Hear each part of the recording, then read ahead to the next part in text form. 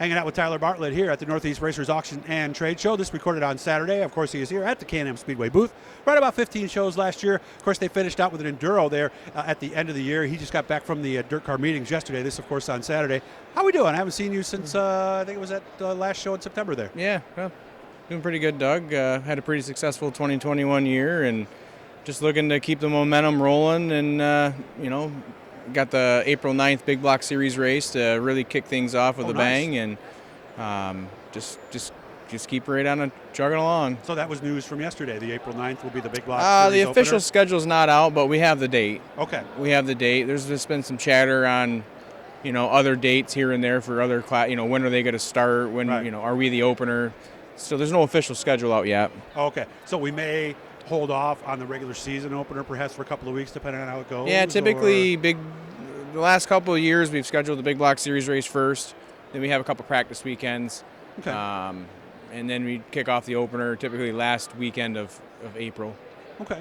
Yeah. Was 2021 not as good as 2020 because you were in a unique situation with 2020 was cars, wild. All those people in the pit area. Financially, that must have been, you tell me. It was an economic booster for sure. The biggest thing that we not necessarily financially capitalized on the 2020 season, it really put the place back on the map. It got a lot of the the competitors' names back to Can Am to see we put the place back on the map.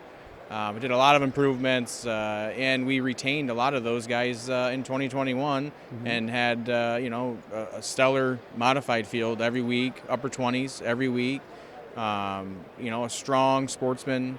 The Pro Stock's put on a great show. All the divisions were just strong, and it's kind of fun when you go into the end of the year and the guys start traveling, and you got, your home track guys are winning races and kicking ass and representing Can Am, and it's just it's encouraging. Yeah, because I talked to Ryan about that very thing, and I asked him. I said, "So did these guys like it? Decide to come back?" So there were some people that in 2020 you hadn't seen in 5-10 years, maybe.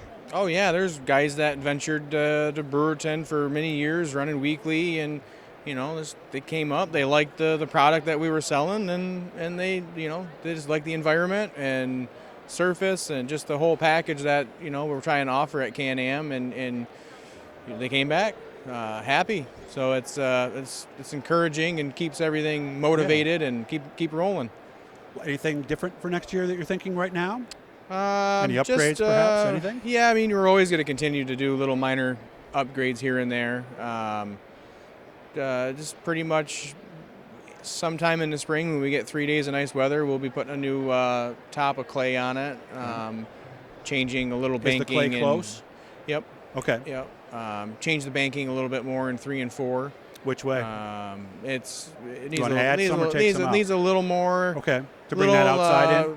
Jeremy will be coming up to do a little reshaping. Every time you grade the track, work the track. It's changed the shape a little bit since we did the project a couple years ago. Mm-hmm. So just keeping everything in check and just try our hardest to provide a good surface, and we really strive for that perfection. When would you like to have the schedule carved in stone?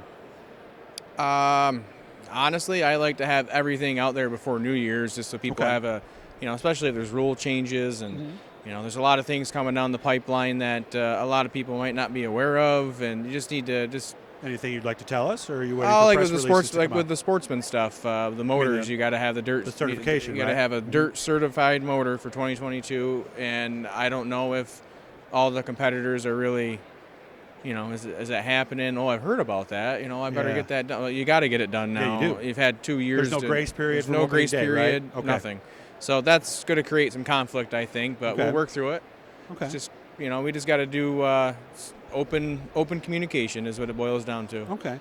And go back on the channel, by the way, Thursday, I had an interview with Adam Enders, who actually ran down exactly what is involved in that certification process. So if you're thinking, I don't know anything about that, go back on Thursday, and you'll see that there. How about the race car driver, Tyler Bartlett? When's he coming back? I don't know.